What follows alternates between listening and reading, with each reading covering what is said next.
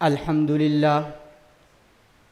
لله وكفى والصلاة والسلام على عباده الذين اصطفى أما بعد فأعوذ بالله من الشيطان الرجيم بسم الله الرحمن الرحيم ولا تقولوا لمن يقتل في سبيل الله أموات بل أحياء ولكن لا تشعرون وقال النبي صلى الله عليه وسلم الانبیاء احیاء فی قبورہم یصلون او کما قال علیہ الصلاۃ والسلام۔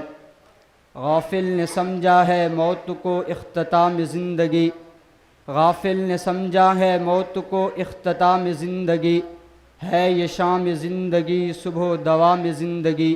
میرے نہایت واجب الاحترام اساتذہ کرام، مسلک اہل سنت والجماعت احناف دیوبند سے تعلق رکھنے والے غیور سنی نوجوانوں، آج میں عقیدہ حیات النبی پر لب کشائی کرنا چاہتا ہوں۔ میرے دوستو، اللہ رب العزت نے اپنے حضور کو بہت سے کمالات سے نوازا۔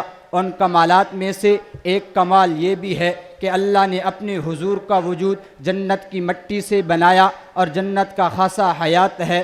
ہمارا عقیدہ ہے جس طرح نبی اور امتی کی زندگی میں فرق ہے، اسی طرح نبی اور امتی کے موت میں بھی فرق ہے۔ حضور علیہ الصلاۃ والسلام کے بارے میں ہمارا عقیدہ ہے کہ اللہ کے نبی موت کے بعد قبر میں جسد انصری بتعلق روح اپنے قبر مبارک میں زندہ ہیں۔ اس عقیدے پر ہمارے پاس قرآن بھی موجود ہے، اس عقیدے پر ہمارے پاس فرمان رسول بھی موجود ہے، اس عقیدے پر صحابہ و تابعین کے آثار بھی موجود ہیں، اس عقیدے پر علماء دیوبند کی کتب سے ثبوت بھی موجود ہیں۔ اگر بات کی جائے قرآن کی سورۃ بقرہ آیت نمبر 154 وَلَا تَقُولُوا لِمَن يُقْتَلُ فِي سَبِيلِ اللَّهِ أَمْوَاتٌ، اس آیت کی تفسیر میں حافظ ابن حجر عسقلانی نے اپنی کتاب فتح الباری صفحہ 595 پر لکھا وَإِذَا ثَبَتَ أَنَّهُمْ أَحْيَاءٌ مِنْ حَيْثُ النَّقْلِ فَإِنَّهُ يُقَوِّيهِ مِنْ حَيْثُ النَّظْرِ كَوْنُ الشُّهَدَاءِ أَحْيَاءً بِنَصِّ القرآن وَالْأَنْبِيَاءُ أَفْضَلُ مِنَ الشُّهَدَاء۔ حافظ ابن حجر عسقلانی فرماتے ہیں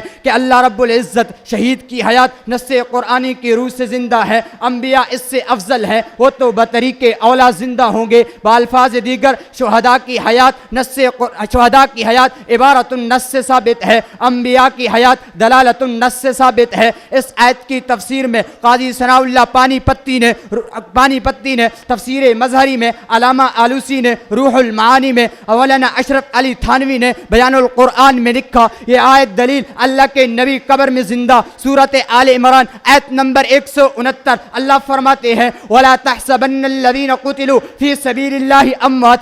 اس آیت کی تفسیر میں امام سخاوی نے القول البدیع صفحہ 173 پر لکھا فَإِنَّ الشَّهَادَةَ حَاصِلَةٌ لَهُ عَلَىٰ أَتَمِّ الْوُجُوهِ لِأَنَّهُ شَهِيدُ الشُّهَدَاءِ۔ امام سخاوی فرماتے ہیں آپ صلی اللہ علیہ وسلم کو کامل شہادت حاصل ہے کیونکہ آپ صلی اللہ علیہ وسلم شہیدوں کے سردار ہیں۔ میرے دوستو، اللہ رب العزت نے ان دو آیتوں میں ایمان والوں کو یہ سبق دیا، اے ایمان والو، شہید کی حیات کے بارے میں تم نے بد زبانی بھی نہیں کرنی، شہید کی حیات کے بارے میں تم نے بد گمانی بھی نہیں کرنی۔ رب محمد کی قسم، جو شخص عقیدہ حیات النبی کے بارے میں بد زبانی کرتا، جو شخص عقیدہ حیات النبی کا انکار کرتا ہے وہ بد زبان بھی ہوگا، بد گمان بھی ہوگا۔ اگر بات کی جائے احادیث پیغمبر کی، اٹھا مسند ابی اعلیٰ صفحہ 143 پر حضرت انس سے روایت ہے اللہ کے نبی نے فرمایا الانبیاء احیاء فی قبورہم یصلون، انبیاء اپنے قبروں میں زندہ ہے اور نمازیں بھی پڑھتے ہیں۔ اس حدیث کو حافظ ابن حجر عسقلانی نے فتح الباری میں، علامہ انور شاہ کشمیری نے